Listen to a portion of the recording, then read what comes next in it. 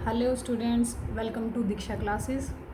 और भाई 2021 सीटेट के लिए आपकी प्रिपरेशंस ईवीएस पीआरटी के लिए स्टार्ट हो चुकी हैं। ठीक है, तो आप मेरी सारी वीडियोस देखने के लिए चैनल को लाइक एंड सब्सक्राइब करें। पहले तो आपको उधर पूरा मटेरियल मिल जाएगा ईवीएस पीआरटी के लिए। सीडीपी की क्लासेस मैंने करवा रखी हैं कुछ एक, और पेपर तक आपको कंप्लीट सीडीपी चैनल पे करा दी जाएगी। ठीक है, तो जो ये टॉप 200 क्वेश्चंस की जो मैंने सीरीज चलाई है, ये इस आपको किस में हेल्प करेंगे? ये आपको हेल्प करेंगे जब आपका एग्ज़ाम आप देने जाएं उससे पहले रिवीजन के लिए। ये जब आप रिवीजन करेंगे तब आपको बहुत हेल्प मिलेगी इस एग्ज़ाम में। इन टॉप 200 क्वेश्चन से आपको एग्ज़ाम में 10 to 15 क्वेश्चंस इजीली देखने को मिल जाएंगे। ठीक है, तो एक ये जो सीरीज़ है ये है प्रीवियस ईयर्स के क्वेश्चंस को मैंने लिया है कि किस तरीके का क्वेश्चन आपसे पूछा जाएगा, कौन कौन से टॉपिक इंक्लूड किए जाते हैं ईवीएस में। ठीक है, तो आप इनसे ये सेम क्वेश्चन भी आपको देखने को मिल जाएगा और आपको थोड़ा सा सिलेबस का भी आइडिया हो जाएगा कि जो क्वेश्चंस हैं वो बार बार सीटेट कहाँ से पूछ रहा है पीआरटी ईवीएस के लिए। ठीक है, तो चलिए, ये जो वीडियो है ये सेकंड पार्ट है सीरीज़ का। फर्स्ट वीडियो चैनल पे जाके पहले देखो, उसमें 26 क्वेश्चंस मैंने कराए हुए हैं। आज से हम अब स्टार्ट करेंगे हम क्वेश्चन नंबर 27। तो देखते हैं। अब क्वेश्चन नंबर 27 है कि मच्छरों से फैलने वाले रोगों के बारे में आपको बताना है। तो वो कौन कौन से रोग हैं भाई जो मच्छरों से फैलते हैं? वो है चिकनगुनिया, मलेरिया और डेंगू।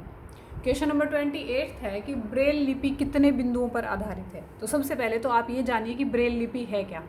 ब्रेल लिपि लुइस ब्रेल नामक एक मनोवैज्ञानिक ने इसको खोजा था। ठीक है, तो आविष्कारक इसके कौन है? Louis Braille. जो लुइस ब्रेल हैं उनकी आंखें जो है वो बचपन में ही चली गई थी, लेकिन उनको पढ़ने का बहुत ज़्यादा शौक़ था, उनकी पढ़ाई में बहुत ज़्यादा रुचि थी। तो उन्होंने अपनी पढ़ाई को रोकने की बजाय क्या किया कि उन्होंने इस ब्रेल लिपि का आविष्कार किया। इसमें क्या है कि वो मोटे कागज़ पर उन्होंने कुछ बिंदु बना करके, ताकि जो दिव्यांग बच्चे हैं जो देख नहीं सकते हैं वो बच्चे हैं वो उसको छू करके महसूस करके ये पता लगा सकते हैं कि यहाँ क्या अक्षर लिखा हुआ है। ठीक है, तो ये है ब्रेल लिपि। और इस लिपि से आज भी जो दिव्यांग बच्चे हैं जो देख नहीं सकते हैं वो इस लिपि का फ़ायदा उठा करके वो आज तक भी जो दिव्यांग बच्चे हैं वो शिक्षित हो रहे हैं। ठीक है, तो ये है ब्रेल लिपि। तो इसमें यही पूछा गया है कि जो ब्रेल लिपि है वो कितने बिंदुओं पर आधारित है? तो वो कितने बिंदुओं पर आधारित है? 6 पर। इसके आविष्कारक कौन है? Louis Braille. और इसका काम क्या है, मतलब क्या है ये ब्रेल लिपि? तो ये है मोटे कागज़ पर उभरे हुए बिंदु। तो ब्रेल लिपि से इससे बाहर और कोई क्वेश्चन नहीं आएगा, लेकिन आता ज़रूर है। ठीक है, ब्रेल लिपि के बारे में आपसे यही 2-3 पॉइंट्स पूछे जाते हैं। नेक्स्ट क्वेश्चन है कि असम के घरों की विशेषता बतानी है। तो विशेषता मतलब उन चीज़ों की पूछी जाएगी आपसे, ये नहीं है कि हर स्टेट में किसी भी उससे पूछ लिया जाएगा, बस वहीं की कुछ ना कुछ वहाँ कुछ खास होगा, इसलिए पूछा गया है कि असम के घरों की विशेषता बतानी है। तो घर जो हैं वो धरती से लगभग 10 से 12 फुट ऊंचे बनाए जाते हैं। क्यों? अत्यधिक वर्षा के कारण, वहाँ वर्षा बहुत ज़्यादा होती है, बारिश। मजबूत बांस के खंभों पर उन घरों को बनाया जाता है, और जो घर हैं वो अंदर से भी लकड़ी के ही बने होते हैं। ये असम के घरों की क्या है? विशेषता है, खासियत है। क्वेश्चन नंबर 30 है कि पश्मीना शॉल क्या है? पश्मीना शॉल का नाम आई थिंक आप लोगों ने सुना होगा। ये बहुत एक्सपेंसिव भी होते हैं, जम्मू की साइड बनाए जाते हैं। तो इनकी क्या खासियत है कि इनकी खासियत है कि ये 6 साधारण स्वेटर के बराबर तो ये गर्म होते हैं, और इनको बुनने में लगभग कितना समय लगता है? एक पश्मीना शॉल को बनाने में 250 घंटों के आसपास का इनको बनाने में समय लगता है। ये है पश्मीना शॉल के बारे में खासियत। क्वेश्चन नंबर 31 है, फूल के बीच में कुछ पतली संरचनाएं होती हैं, वो पाउडर जैसी सी कुछ फॉर्म होती है, तो उसको क्या बोला जाता है? तो उसको बोलते हैं पराग। फिर है मधुमक्खी पालन का सही समय क्या है? तो मधुमक्खी को पहले तो ये जान लीजिए इंग्लिश में क्या बोलते हैं? बोलते हैं एपिकल्चर। और इनका पालन का सही समय है अक्टूबर टू दिसंबर। क्वेश्चन नंबर 33 है कि पक्षी जो हैं वो अपनी गर्दन को बहुत अधिक घुमाते हैं, इसका क्या कारण है?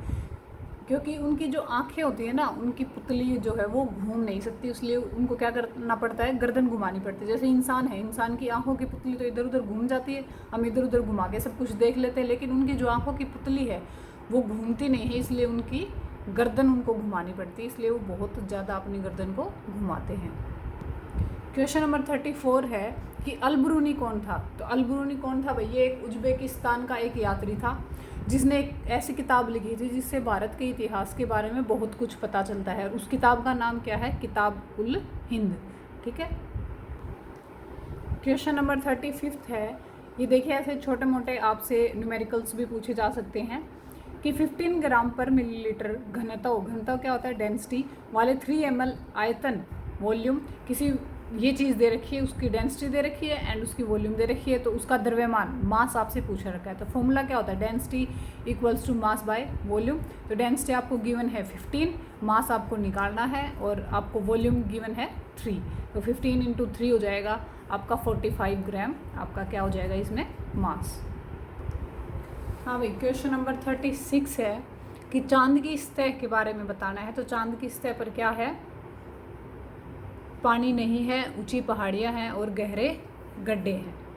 फिर है कि तमिलनाडु के निकटवर्ती राज्यों के बारे में बताइए। तो वो कौन है? केरल, कर्नाटक और आंध्र प्रदेश।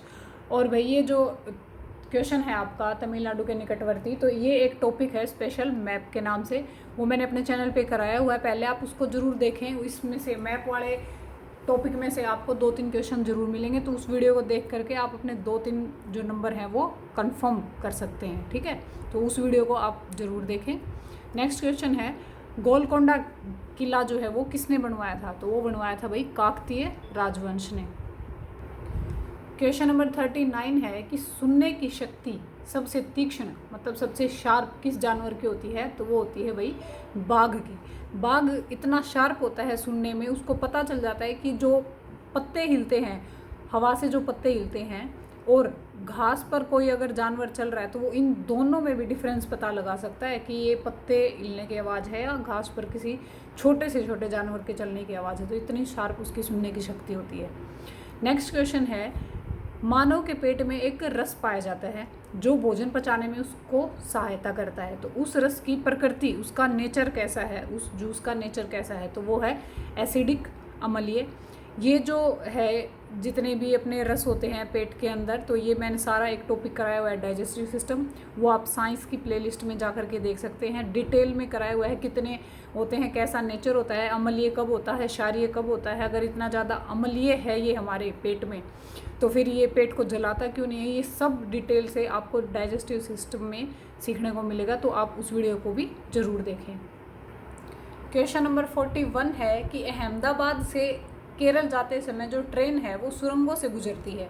तो ये मतलब उस रास्ते में कौन से ऐसे पर्वत हैं जिनमें सुरंग हैं? तो वो हैं पश्चिमी घाट के पर्वत। आपको ऑप्शन में मिल जाएगा अरावली पर्वत हैं या कौन से पर्वत हैं, तो ये कौन से आ जाएंगे? पश्चिमी घाट के पर्वत। नेक्स्ट क्वेश्चन है कि बाला, BALA का पूर्ण रूप क्या है? तो जो बाला है इसका मीन्स है बिल्डिंग एज लर्निंग एड, मतलब अधिगम सहायक के रूप में बिल्डिंग। आजकल आप लोगों ने देखा भी होगा गवर्नमेंट इस पर बहुत ज़्यादा वर्क कर रही है, मतलब स्कूल्स की बिल्डिंग्स को पेंट कर करके उनके ऊपर कुछ ना कुछ पढ़ाई से रिलेटेड, अधिगम से रिलेटेड कुछ ना कुछ लिख दिया जाता है। मतलब क ख ग छोटे स्कूल में, छोटे बच्चों के स्कूल में क ख ग लिख दिए जाते हैं, या फिर पेड़ बचाओ इस तरीके से कोई पेंटिंग कर दी जाती है, ABCD लिख दिए जाते हैं, काउंटिंग टेबल्स, कुछ भी। तो मतलब कि उस बिल्डिंग को बच्चों को सिखाने के रूप में कुछ ना कुछ सहायक के रूप में उसको यूज़ किया जाता है। तो ये है बाला की full form, building as learning aid. Question number 43 है कि कौन सा ऐसा पक्षी है जो कैक्टस के पौधे के कांटों के बीच में अपना घोंसला बनाता है? तो वो कौन सा है भाई? फाख्ता। क्वेश्चन नंबर 44 है, कोई किसान है वो बहुत ज़्यादा उर्वरकों और कीटनाशकों का यूज़ कर करके और खेतों में बार बार क्या कर रहा है? धान की खेती उगा रहा है।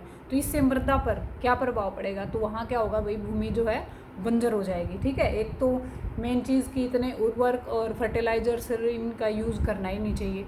सेकंड कि अगर हम किसी भी ज़मीन पर एक ही बार बार खेती करेंगे एक ही तरीके की, तो उससे भूमि क्या हो जाएगी? खराब हो जाएगी और वो बंजर हो जाएगी धीरे धीरे। नेक्स्ट है आपका क्वेश्चन नंबर 45 कि घटपर्णी पौधा क्या है, उसके बारे में बताना है। तो कई बार ये भी पूछा जाता है घटपर्णी पौधे का दूसरा नाम क्या है? तो वो है निफेंथिस। और ये कहाँ कहाँ पाया जाता है? भारत के मेघालय और मिजोरम में पाया जाता है। अगर विदेशों के बारे में पूछा जाए तो वो इंडोनेशिया एंड ऑस्ट्रेलिया में पाया जाता है। ठीक है, और इसमें खासियत क्या है कि इसमें से एक गंध निकलती है। ठीक है, जिससे क्या करते हैं कि कीड़े मकोड़े इसके पास आ जाते हैं, इसे चिपक जाते हैं और ये उनको खा जाता है। ठीक है, ये इस पौधे की खासियत है। आई होप कि आज की वीडियो आपको बहुत पसंद आई होगी, इजी भी लगी होगी। ठीक है, तो ये आपके एग्ज़ाम्स के लिए बहुत हेल्पफुल रहेगी। आप इसको रिपीट करके 2-3 बार देख सकते हैं या अपने नोट्स बना सकते हैं। चैनल को लाइक एंड सब्सक्राइब जरूर कर लीजिए, क्योंकि आपको complete material CTET, PRT, EVS का भी एंड अदर सीडीपी वगैरह का भी सब कुछ आपको एग्ज़ाम से पहले मिल जाएगा। Thank you for watching my video.